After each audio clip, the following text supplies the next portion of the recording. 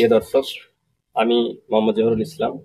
NTV অনলাইনে আপনাদেরকে চাঁপাইনবাবগঞ্জের নাচল উপজেলা থেকে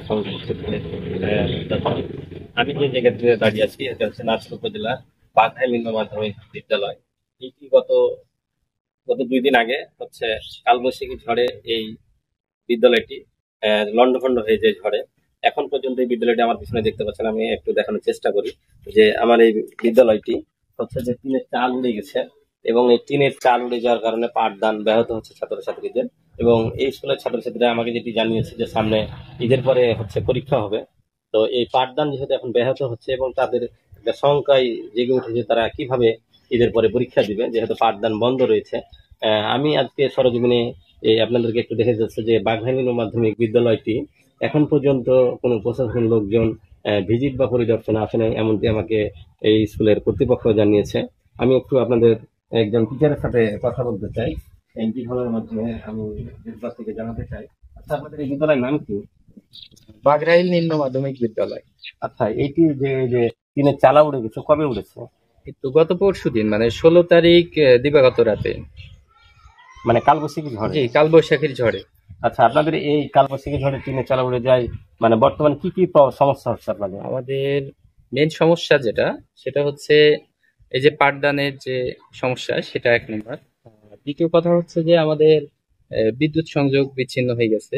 আর এই চালা 3টা রুম আমাদের মাটির ঘর, সেগুলোর চালা উড়ে যাওয়া এবং বারান্দা উড়ে যাওয়াতে বৃষ্টি পড়ছে, বাচ্চারা ক্লাসে বসতে পারছে না, যার কারণে আমাদের পাঠদানের সমস্যা হচ্ছে। এবং ঈদের পরেই তাদের পরীক্ষা, তার জন্য তারা উদ্বিগ্ন আর কি, মানে কিভাবে কি করবে, পড়াশোনা তো এখন।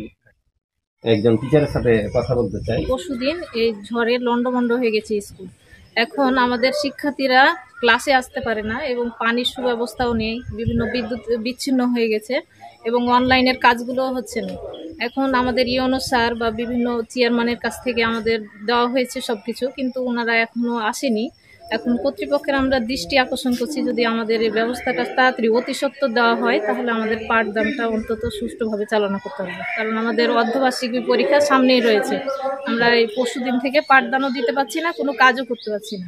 গত 16/5/2025 তারিখ দিবাগত রাতে কালবৈশাখী ঝড়ে আমাদের 3টে শ্রেণীকক্ষ মাটির টিনের ছাউনি, তো সেই শ্রেণীকক্ষের কিছু ছাউনি উড়ে গেছে। এজন্য আমাদের শ্রেণী পাঠদান কার্যক্রম ব্যাহত হচ্ছে।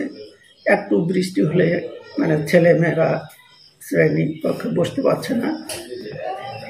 আর আমাদের পানীয় জলের সমস্যা হচ্ছে। আর অফিসিয়ালি আমাদের অনলাইনের কাজগুলো আপাতত বন্ধ আছে। আমাদের গত পরশুদিন কালবৈশাখী ঝড়ে আমাদের স্কুলের চালই উড়ে গেছে। আমাদের স্কুলে এখন কেউ শিক্ষার্থীরা স্কুলে আসতে পারছে না। ঈদের পরে আমাদের পরীক্ষা আছে, পরীক্ষা আমরা কিভাবে দিব? এখন আমাদের যদি এখন একটু বৃষ্টি হয় তাহলে আমাদের ক্লাসে বৃষ্টি পড়ছে, আমরা ক্লাস করতে পারছি না। আমাদের ঈদের পরে পরীক্ষা আছে, কিভাবে পরীক্ষা দিব? সরজমিনে আপনারা দেখতে পাচ্ছেন আমার পিছনে যে টিনের চালা বিদ্যালয়ের উড়ে গেছে। এখানে একজন সহকারী শিক্ষক যেটি জানাচ্ছিলেন যে ছাত্রছাত্রীদের করুণ অবস্থা, তারা পাঠদান করতে পারছে না এবং বৈদ্যুতিক যে সংযোগ তাদের মিটার ছিঁড়ে গেছে যার কারণে পানির সমস্যা এবং এখানে বিদ্যুতের আলো নেই। তো এখানে ছাত্রছাত্রীরা করোনা অবস্থার মধ্যে দিন পার করছে। তো আমি এই এনটিভি অনলাইনের মাধ্যমে দেশবাসীর কাছে আপনাদেরকে জানাচ্ছিলাম যে নাচল উপজেলার বাঘরাইল নিম্ন মাধ্যমিক বিদ্যালয়ের যে কালবৈশাখী ঝড়ে লন্ডভন্ড হয়েছে তার একটি সচিত্র প্রতিবেদন। মোহাম্মদ জহুরুল ইসলাম, এনটিভি অনলাইন, নাচল, চাঁপাইনবাবগঞ্জ।